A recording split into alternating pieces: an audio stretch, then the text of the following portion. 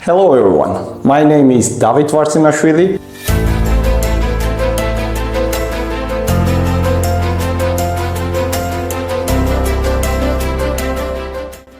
Are compliance regulations becoming so complex that they are killing the businesses? This compliance is no longer a side function. It's a core operational requirement. AML assessment is no longer just a regulatory requirement. It's a fundamental necessity to safeguard organizations from financial, legal, and reputational risks. Do sanctions work or not? The answer is both yes and no.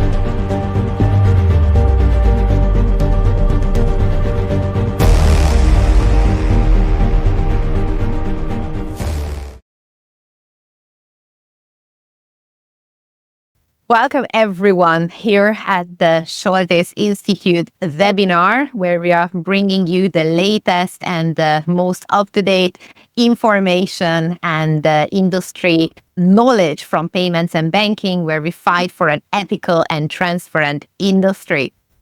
Today, it's a very, very unique kind of subject that I brought you because I hear a lot about PCI DSS compliance. Of course, when you're processing cards or if you ever worked with any kind of card payments, this expression is coming up all the time. But somehow we are still not quite sure what does it require, what does it even mean, how does it affect the merchants, the providers, what are those compliance rules that we need to keep? So today we are going to talk about everything related to PCI DSS, why we have it, how we use it, how does it affect us, what are the limitations, what are the opportunities. And I'm the best expert in the industry who will tell everything about that. Welcome, Kanchan. Thank you so much for joining us today here at the webinar. Please tell us a bit more about yourself and how do you know so much about PCI DSS compliance and why we chose this subject today. Perfect. Hi, Victoria. Thank you so much for having me here. Now, I am a cybersecurity consultant with 5 years of hands-on experience in the field. And my expertise is mainly centered towards, helping organizations in achieving and maintaining security postures, robust security postures, and maintaining compliances with major industry standards such as PCI DSS, ISO, SOC, and other compliances, and so on and so forth. Now, I've also achieved some of the certifications, such as I am a qualified security assessor for PCI DSS. I have ISO lead auditor certification, as well as I am a CISM. This is my overall experience, and the reason that we're choosing this subject and topic today for a discussion is actually very interesting because this is a very growing field right now, and many people throughout the industry are not very well aware of this standard. So it's a great way to communicate and spread awareness to everybody. Great. Usually, as we always do, today we are doing the same. We collected a couple of questions from the audience before we started, but I put a couple of my questions sprinkled around the questions too, because I'm also very curious about the latest around PCI DSS compliance. So let's jump in. The first question is obvious. What is PCI DSS compliance and how is it relevant to me, to my business, or anyone who is talking about it, what is it and what are we using it for? Sure. So PCI DSS being payment card industry data security standard, right, it is a set of security standards that was designed to ensure that all the companies or organizations that are storing or processing or transmitting any sort of card information, be it debit card, be it credit cards, right? So they are maintaining a very secure environment. And it was created by major card companies who formed a security standard council so that people can reduce the payment card fraud and protect the sensitive information that we receive. Right. And when you say how is it relevant to a business, then, if any business who is handling any form of card information, right, whether through e-commerce or whether through retail, mobile banking, or any B2B channel. So the standard, the compliance would help them to protect the customer's data, reduce any sort of risks of data breaches, and it would ensure that the compliance with industry requirements, and this is imposed by major card brands. Now, this compliance mainly demonstrates that your customers and the partners that you have that you take data from, right? You are taking security seriously of the data of what you are collecting from the customers. So any industry which is, related to card transaction processing or transmission, they can be PCI DSS compliant. Right. So I suspect that this is also getting updated on a regular basis, right? So basically, Yes. what's the current version of this PCI DSS, what we have, and how does it differ from the previous versions? What are the latest updates? What do we need to pay attention? And, what are all of those requirements, even in the previous versions and mainly in these new versions that we definitely need to pay attention to? Yeah, sure. So see, current version of PCI DSS that is going on is PCI DSS 4.2.1, right? Which currently became active, and it was after PCI DSS 4.0, which was discontinued at the end of 2024. Right now, there are many core requirements which are still consistent with the previous versions, but the PCI DSS 4.2.1 have introduced some updated and expanded controls to address some modern security challenges such as cloud and serverless environment. If I have to talk about some of the requirements which have been added on this time in this current version would be, like a targeted risk analysis needs to be performed. We have to ensure strong cryptography, and there are some roles and responsibilities which have to be clearly defined by the industry. And talking about the requirements, yes, PCI DSS has majorly 12 requirements, which revolve around, 6 key objectives, we can say, right? Firstly, saying build and maintain secure networks and systems. So the organizations should be having network security controls in place. They should be having some secure configurations throughout all the system components that are within the scope of PCI. There are requirements with respect to the protection of stored cardholder data, right? That can be stored through encryption, masking, transcreation, or other such algorithms and methods.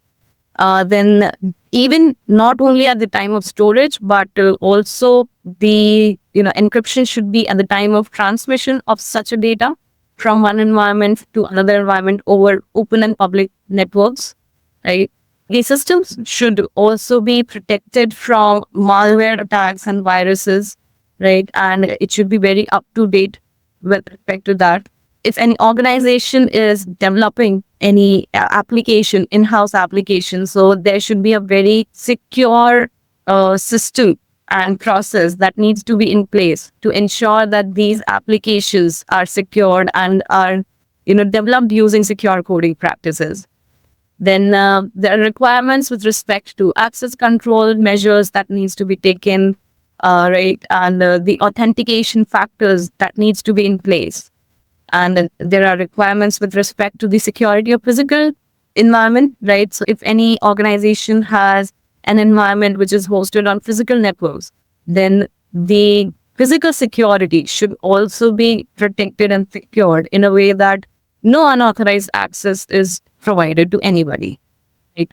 Then along with that, the organizations should ensure that they are tracking and monitoring all the network components and all the system components within the PCI DSS scope at all times. Right? There are some of the requirements which talk about the penetration testings and vulnerability assessments that needs to be performed to ensure that the organization is very well aware of what are the vulnerabilities within their environment. And lastly, the organization should maintain a very strong information security policy for all the personnel and all the employees within the organization.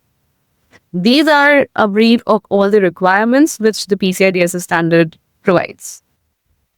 Wow, it's easier said than be done, right? Because if we are talking about normal general businesses, it's very, very hard to even keep in mind everything that you just said. So even me as a payment and banking professional, I already forgot half of the requirements that you mentioned.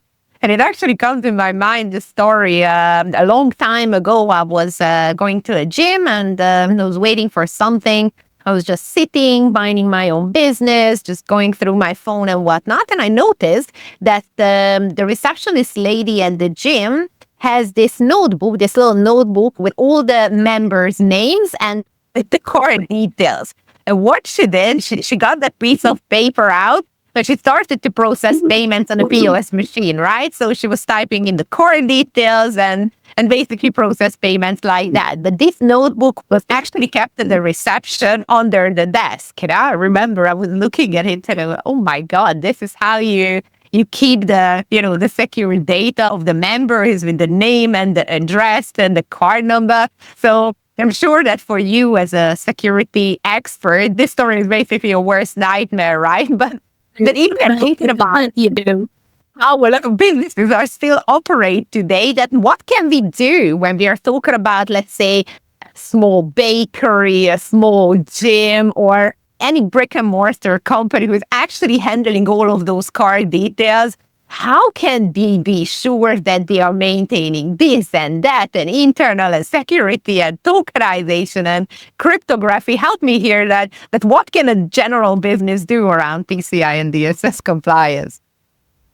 I would suggest that firstly, everybody should be well aware of, the security of the data that they are handling, right? Mainly, they should understand the problem if, in any case, this data is leaked, is breached, and it comes to anybody's hands who have a malicious intent, then it would impact somebody's business. It would impact their business. It would impact their reputation as an organization. But as a customer whose data is being leaked, it is a very big problem for me if my cardholder data, my card details are kept in as you said, in a notebook under the reception, in front of everybody, accessible to anybody, right? It can be picked up by anyone, can be easily used. And that needs to be a first step of maintaining a compliance, that people should be well aware that what is the, impact if this data is leaked? What is the impact if it is not kept securely? That is the first thing that comes to my mind when we wrap. Now, coming to what else can be done, that yes, the organization should ensure that their whole environment is using the compliance. The compliance gives out each and every guidelines as to how you can secure the data, how you can make sure that your environment is secure enough to keep that data. So is it a solution if you just outsource to the third party and then you just forget about it? I think this is what the next question is about. If you outsource all these payment processing to third parties, then it stops becoming my problem and it's immediately the third party's problem, right? So then I don't have to deal with it, correct? I mean, technically you are correct, but if I have to get into the depth of it, even if you outsource all the payment processing to third parties, you still have some of the PCI DSS compliance responsibility that as a merchant that you need to follow. So definitely outsourcing significantly reduces the scope of your requirement of your PCI DSS environment, right? But especially if the organization system is, they're not storing or processing or even transmitting any cardholder data. However, you still remain responsible for selecting particularly that outsourcing third party, right? And ensuring that they are maintaining their PCI DSS compliance status. And we as an organization who are outsourcing, from our end, what we can do is we need to ensure that our contracts, the SLAs and everything are clearly defining all the security responsibilities of both the parties when it comes to handling that cardholder data. Additionally, if I have to say, you must ensure that this cardholder data remains protected throughout the transaction process, not just at the start, not just at the end, but throughout that whole process. It should be secured enough so that any data which is falling within the PCI DSS scope, right, it is being monitored. We are ensuring that any incident, any security incident, if it is being raised, it is detected and it is responded to as soon as possible.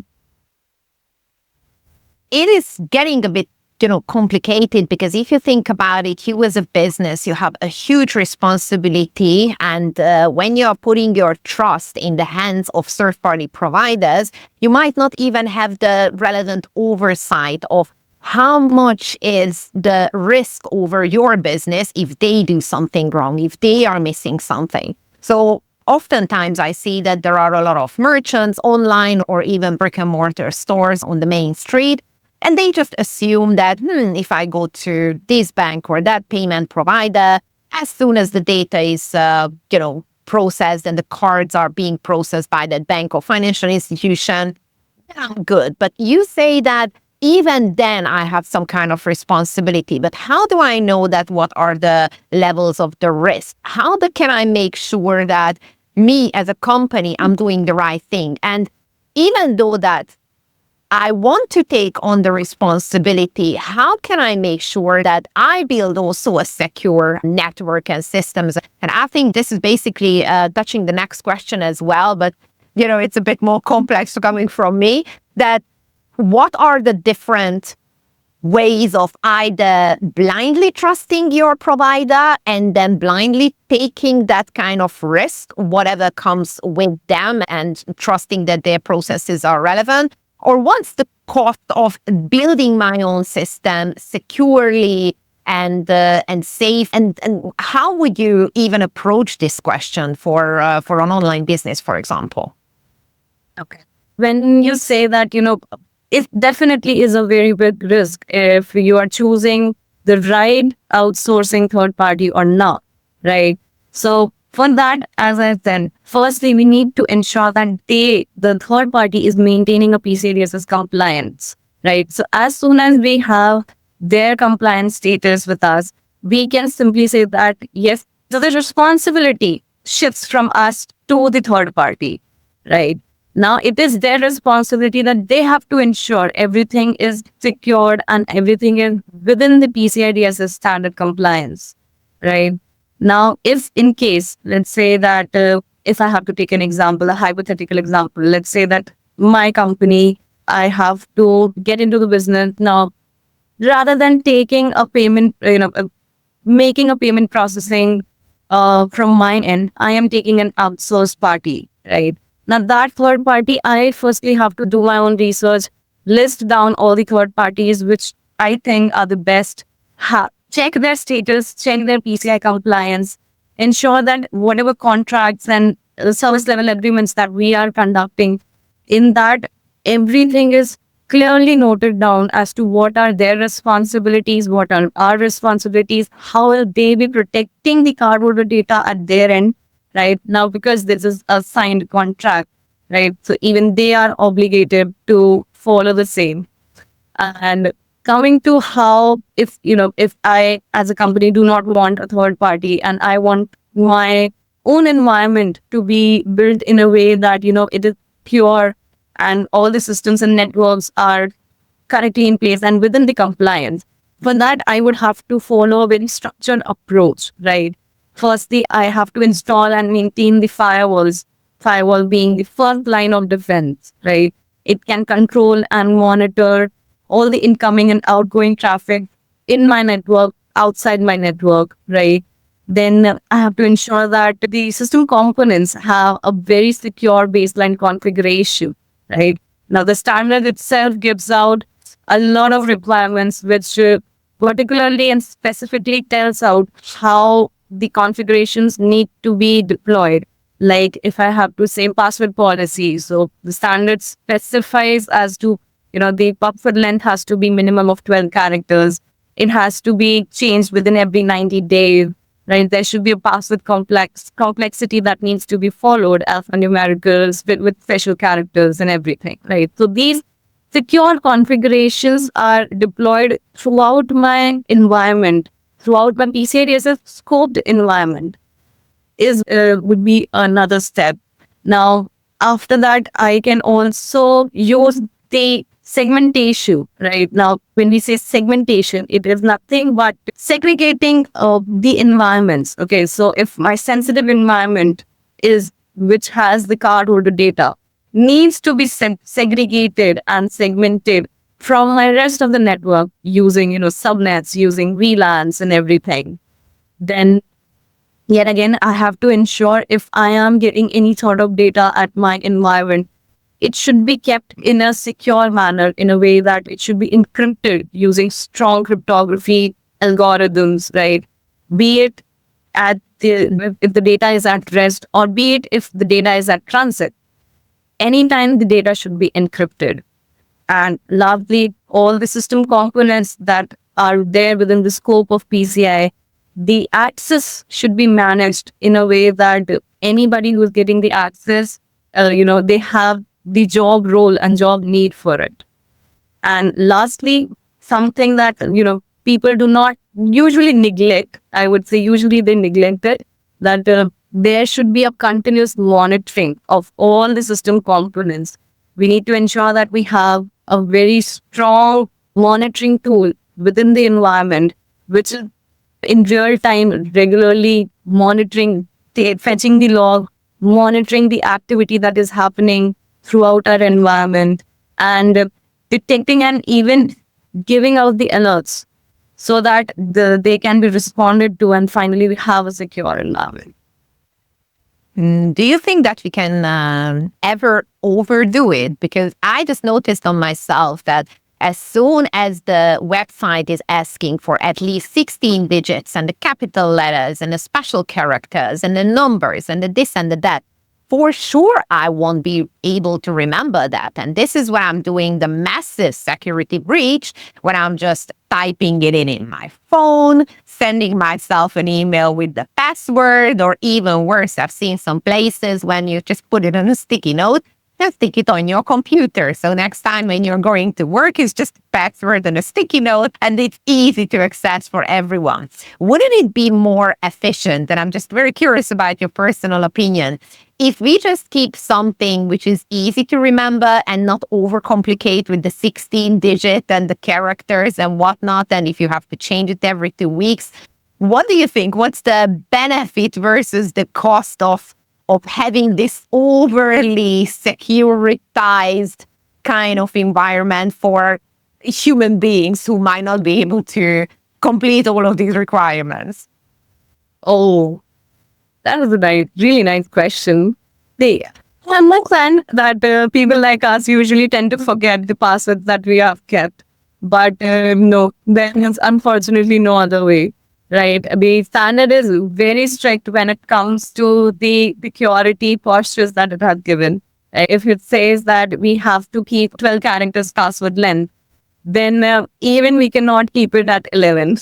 That's the issue. That as an auditor from my end, as a consultant, I would mark that as a gap right away, even if it is at 11 characters. Right. Now, now coming to your point, as you said, that people who tend to forget usually writes it down on a sticky note, stick it on there, maybe desk or anything. So for that also, PCI DSS being a very stringent standard gives out some of the requirements and controls, which talks about security awareness training, right? Which is required to be given to all the employees at the time of joining, as well as annually for all the employees within the organization, right? And in that security awareness training, the organization should spread awareness with respect to how they have to keep their passwords secure, and it should not be shared with anybody. It should not be written down in anywhere, and it should be kept open to all so that anybody can read it. Right? There should be a very strict clear desk and clear screen policy that the organization should follow, and that in that way people can keep their passwords, I can say. But it's very hard because nowadays everybody's working from home, right? So you can't even do the audit properly, going to the office and see all of those sticky notes with the passwords sticking, being present on all the screens. How you actually manage this vulnerability management, and how do you actually access all of those vulnerabilities? What are the different steps, and how you are actually making sure that everything is in place? And I think this is what the next question is really, that what are the steps to maintain this vulnerability management? So if we have to talk about the vulnerability management, right? It is a whole different process. It has a separate procedure that need to be followed by the organizations. Firstly, starting with identifying the assets which are there with the organization, right?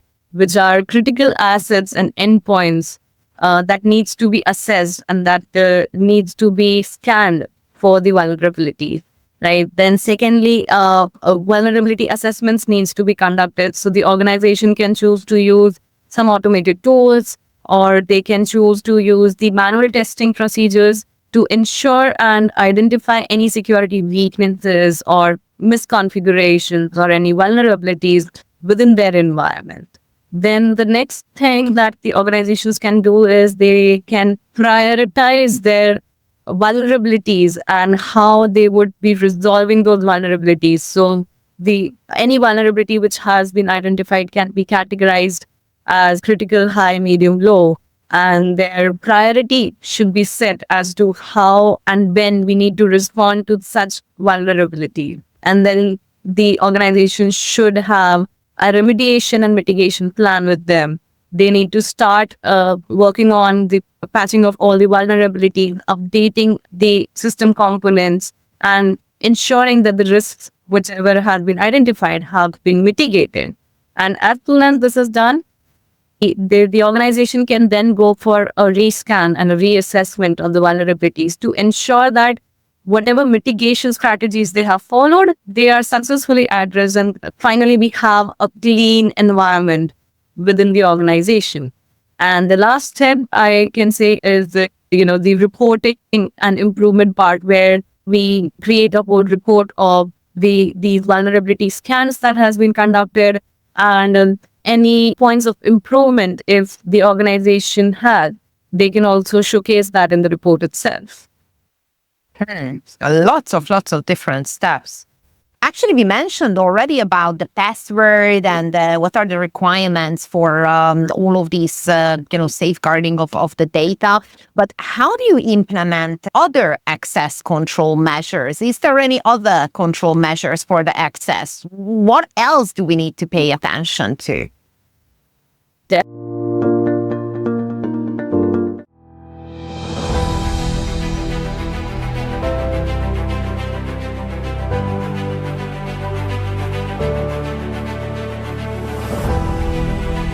Hello everyone, my name is Viktoria Soltesz and I'm the founder of the Soltesz Institute. Startups fail. And if they fail, most probably they are failing because they don't have the thought out and proper channels for payments and banking.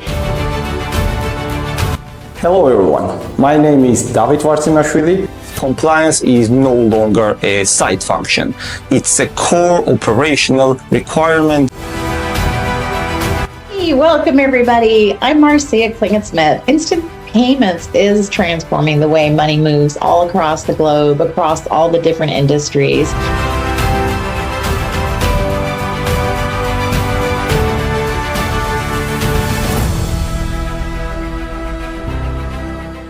Definitely. So, Victoria, see, when we talk about the access control mechanism, any organization who is going for such a compliance need to ensure that the access is only given to authorized individuals according to the business need that they have, right? So, firstly, there are some steps that an organization can follow when they are building an access control mechanism within their organization. So for that, they need to identify and classify the data that they are collecting and the system components that are there in place. Then they need to agree on choosing an access control mechanism and an access control model that would be suitable for their organization. So there are different access control models such as, role-based access control or attribute-based access control and so on and so forth. But if I had to give a suggestion from my end, I would say that standard also, PCI DSS also says that the role-based access control mechanism needs to be followed and the access should be given on a least privilege basis. Then yet again, the organizations then can define their policies and clearly define the roles and responsibilities of each person, each employee that is working, and accordingly they can provide the access to them. If they have the need for it, then only they are given the access. If not, then they are only given the read access. Then they can use some of the, you can say, outsourced third-party organizations who provides you automated mechanism for such access controls. And lastly, as I said, that people usually forget that continuous monitoring is something that the organization should be at the top of, right? They should continuously monitor all the access and all the activity that is going on within their whole environment. Continuously, they should conduct some regular audits so that they can detect if any unauthorized or any suspicious activity has happened within the environment. I think you actually answered the next question already, which is about why is it important to monitor and test all these networks regularly. But actually, I'm very curious, whose responsibility is that in an organization? Because it is a part of payment, which is usually falling on the finance, but it's very technical. So maybe it's under the CPO, the Chief Product Officer, or is it about, development? Is it about who is actually managing all of that, taking responsibility and making sure that everything is implemented, usually in an organization? What do you see? So majorly, the role that I can say has the most responsibility to ensure the compliance would be CISO. A Chief Information Security Officer within the organization should be very well aware what is the compliance status, what's the status of their organization, right, when it comes to the security of data. But it is not just his responsibility. It's a collation of many roles who are, coming together to ensure that the systems and the whole environment is compliant with the standard. If I have to specifically say that there are responsibility of the IT team also that is present. So when it comes to maintaining the network security controls, maintaining the whole IT infrastructure of the organization, that the IT team would be responsible for that.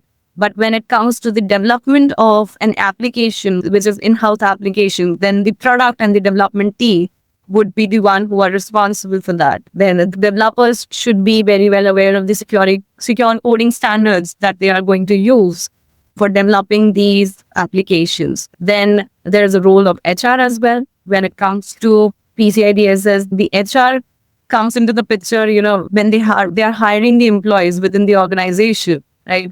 It is HR's responsibility to see to the background verification checks of that employee, is that employee is with a good intent or not. It is HR's responsibility to provide the security awareness training at the time of induction, as soon as the employee joins the organization, to give out a very clear view and purview as to what is the organization doing, how the employee will play a role in that process, and how they have to ensure the security of the data that they are going to handle.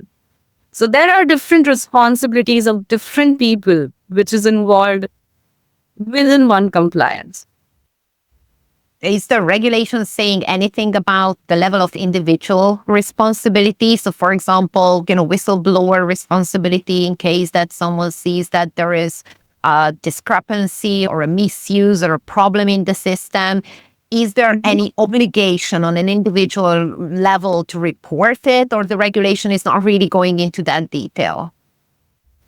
The standard does not go that in the depth of the control, because it does not control over any individual particularly, but the standard provides controls which can be implemented throughout the infrastructure and environment of an organization. So when you say that doesn't provide you with a control or requirement which particularly asks any individual or obligates any individual to, ensure the security, it does not, but it gives out a very brief control saying that all the employees, it is not particularly asking for one employee, but all the employees should ensure that the data is secure within the environment. Now, as you said, that there is any particular requirement with respect to whistleblower policy. So, as of now, no. It does not specifically call out for a whistleblower policy, but yes, if the organization forms a whistleblower policy and it is communicated to all the employees, so definitely they have an option that they can reach out to the management if they are encountering any such incident or any such issue.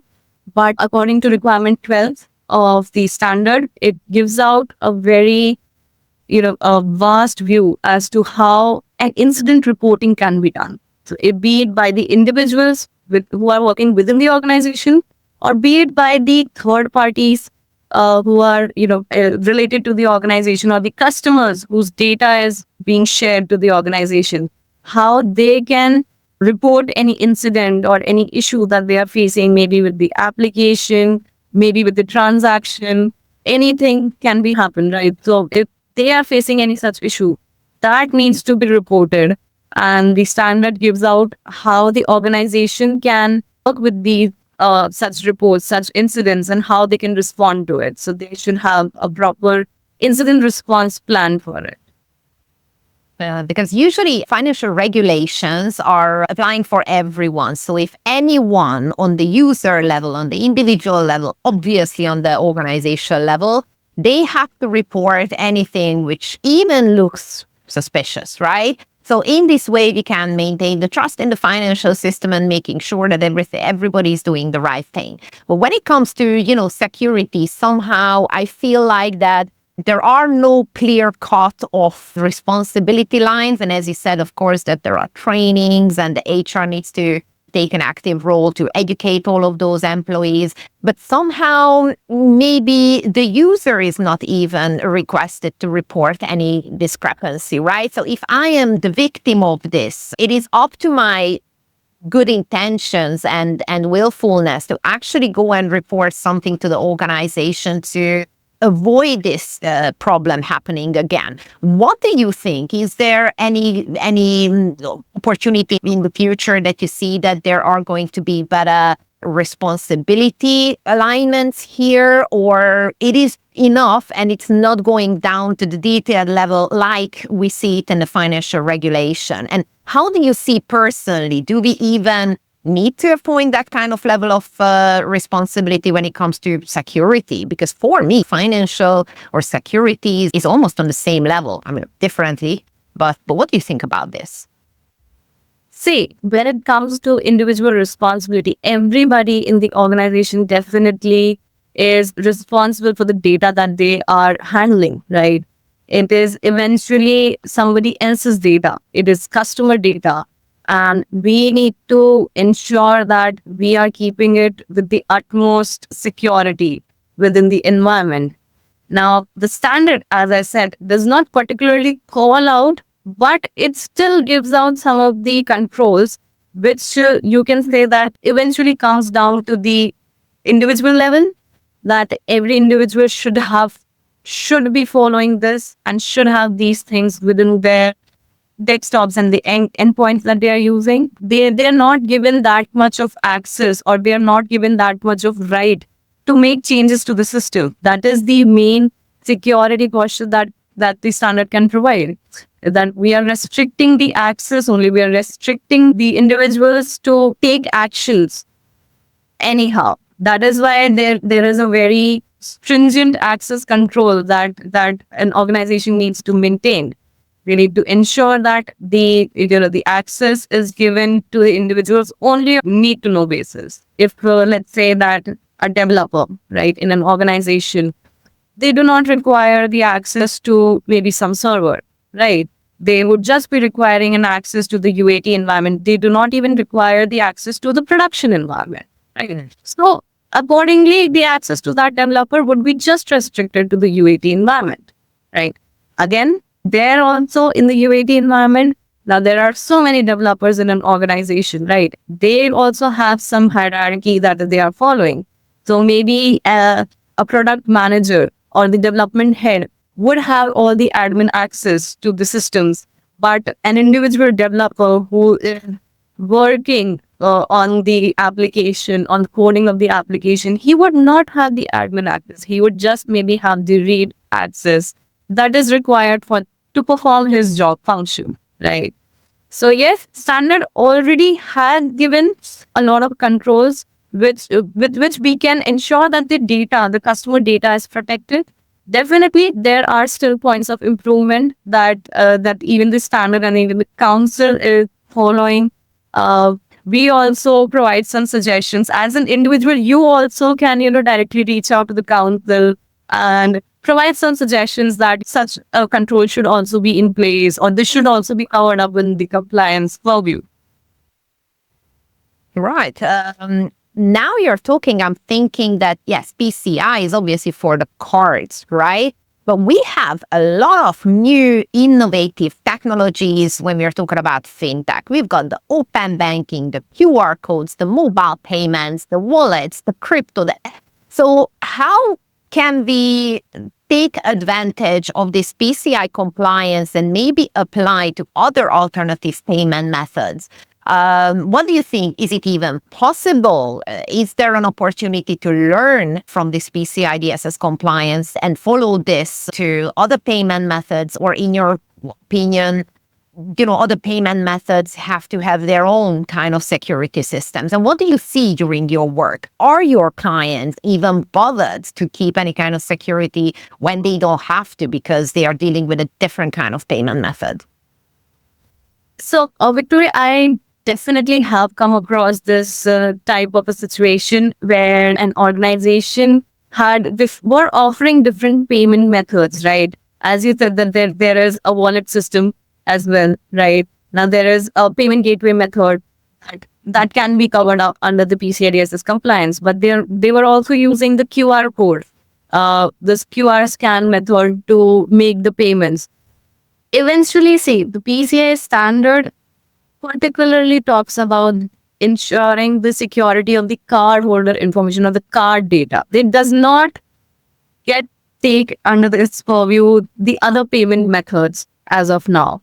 Definitely, there should be different standards that covers up the security of such transactions and such payment methods as well. But as of now, it is not. According to PCI DSS, if I have to say, it can still cover up some part of it, how they are securing the data. But eventually, the controls are particularly related to the security of card data.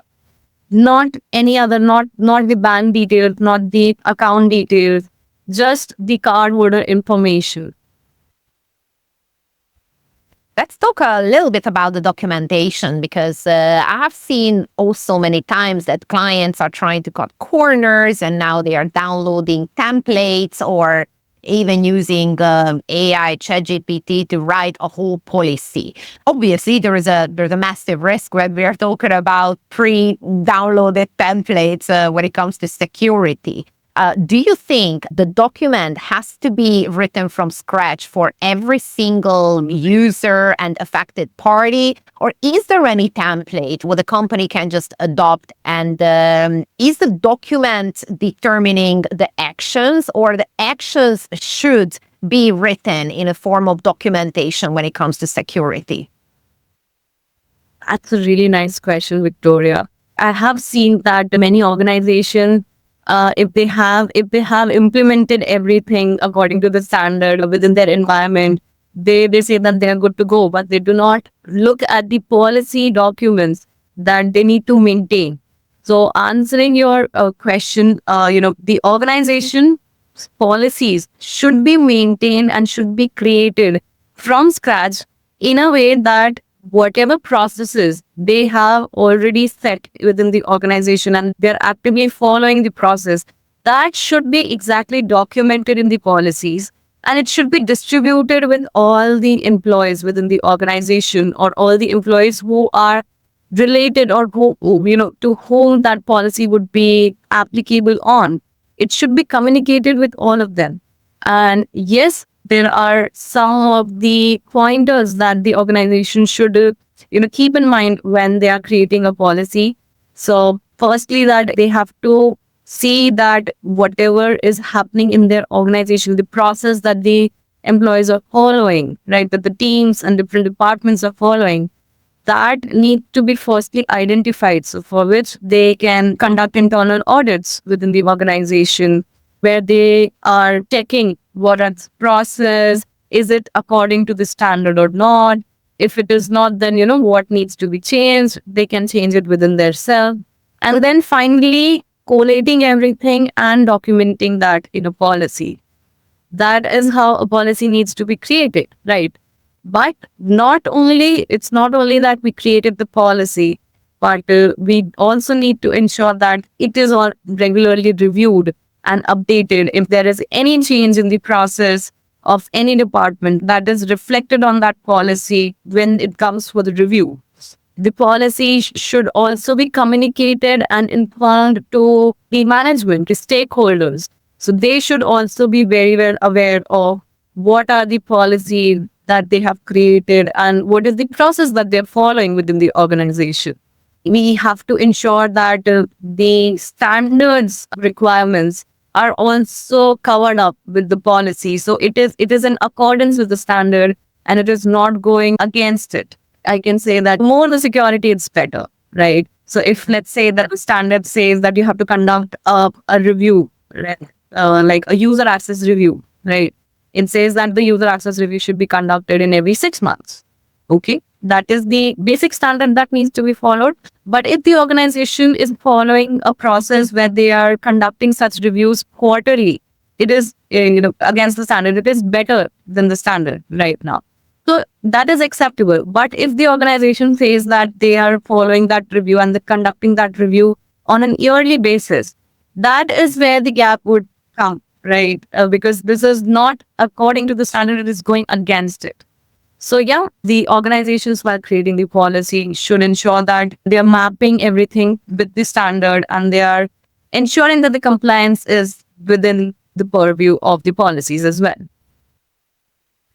So as I understand that there's a PCI DSS certification body, which is making sure that all of those requirements are being kept, correct? And if so, how this process is actually working. Let's say that I'm a company. I have my own developed system. Do I apply and then they ask questions and I'm just going through the audit? Or are there any specific steps of getting PCI DSS compliant and get the certification? How can someone imagine that? What's the process to get the certification at the end? So the council themselves does not take any audit, right, or does not ask an organization some questions with respect to the compliance, right? Firstly, the organization, whoever is planning to go for this compliance, they would have to consult to the companies who are certified to conduct such audits. So any QSA company, a qualified security assessor company, they are given the right by the council themselves that they can conduct such audits and they can review and assess the environments of such organizations and ensure that the standard compliance is being followed or not, and accordingly create the reports and certificates. And that is acceptable by the council.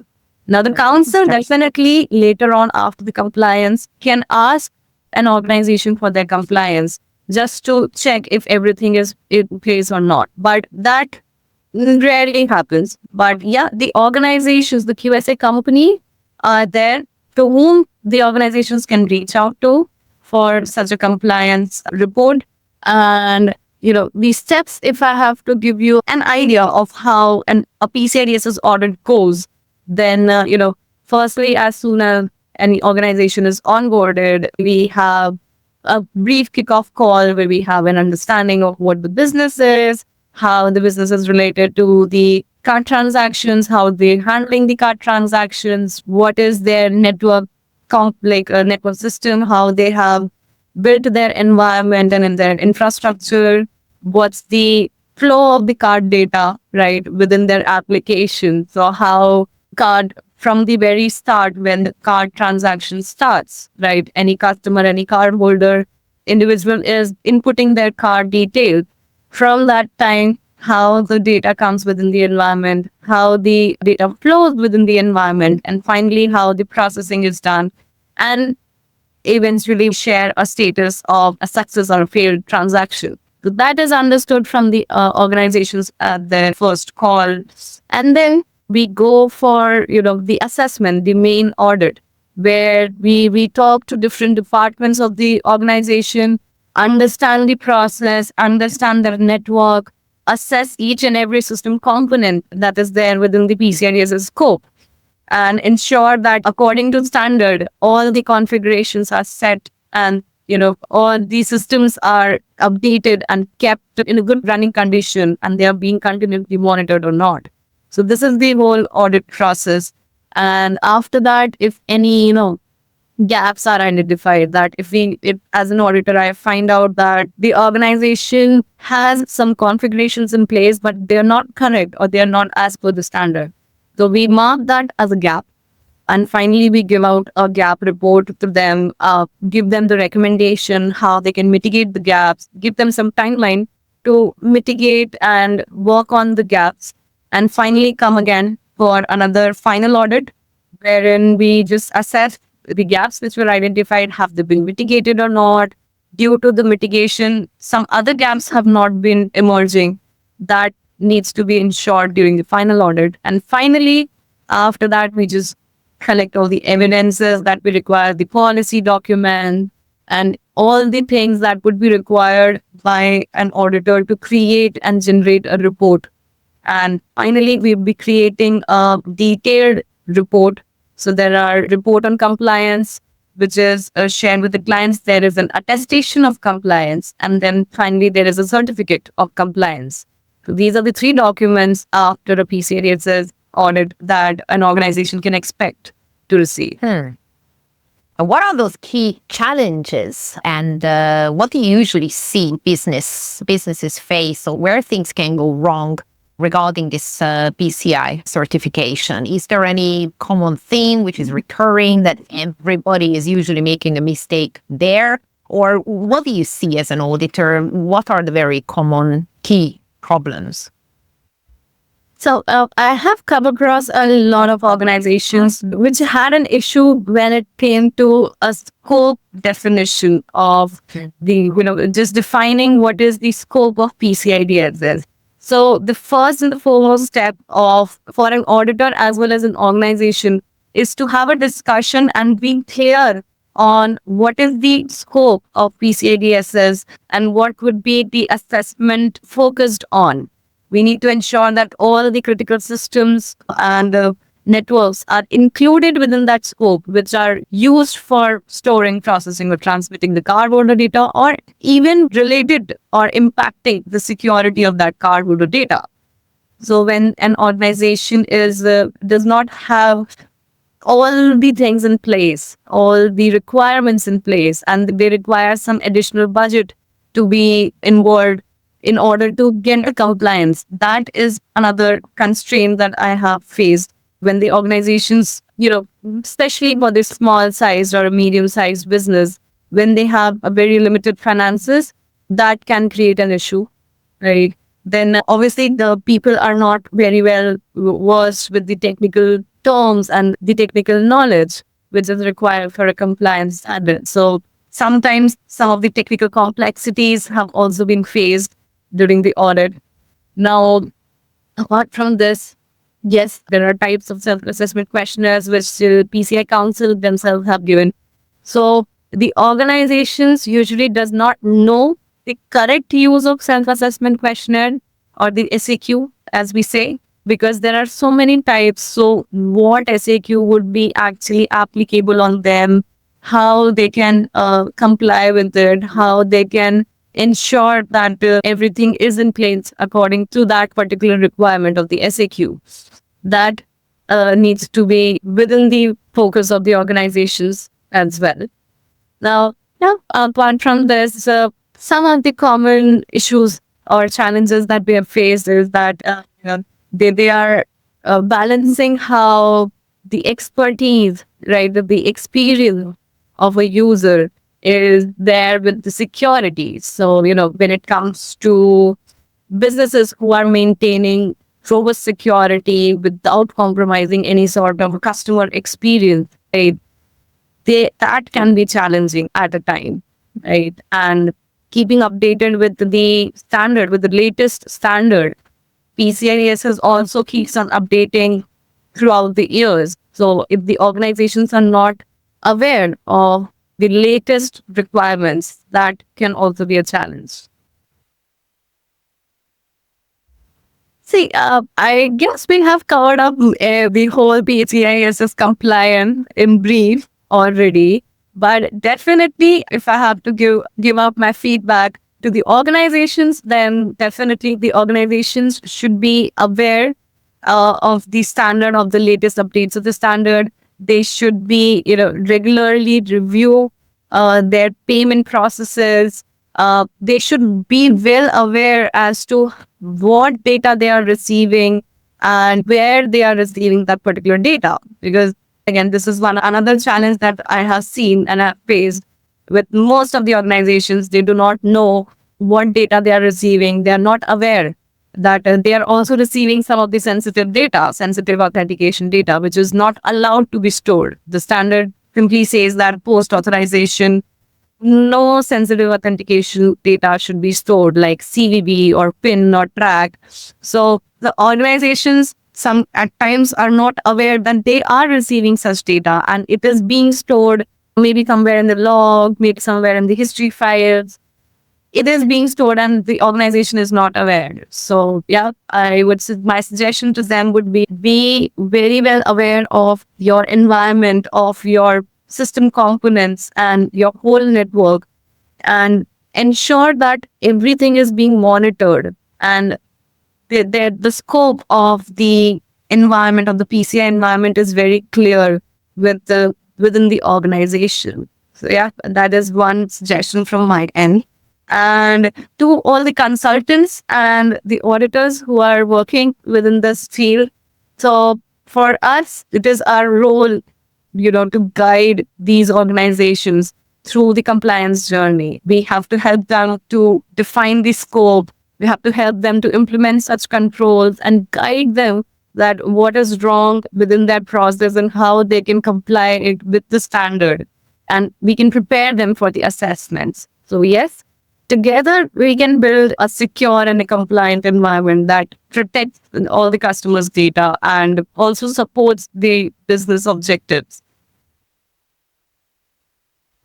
Well, thank you so much. I think we learned so many interesting things today. And I'd encourage everyone who has any other questions or comments to please reach out to us.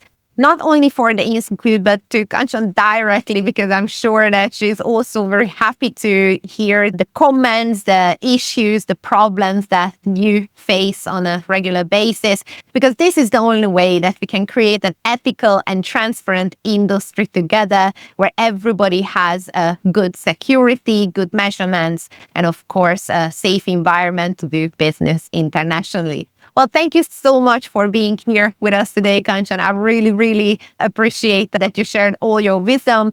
Thank you, everyone who joined us and watched this. And we are coming back with more important and interesting content very, very soon. Thank you so much.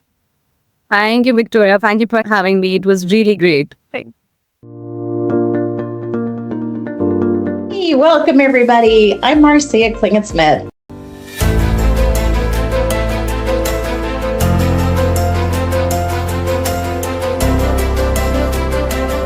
Instant payments is transforming the way money moves all across the globe, across all the different industries. A recent study showed that 42% of instant payment transactions actually happen on the evenings and weekends. About $200 billion is currently locked up in the European financial system today. And instant payments really can help unlock this liquidity.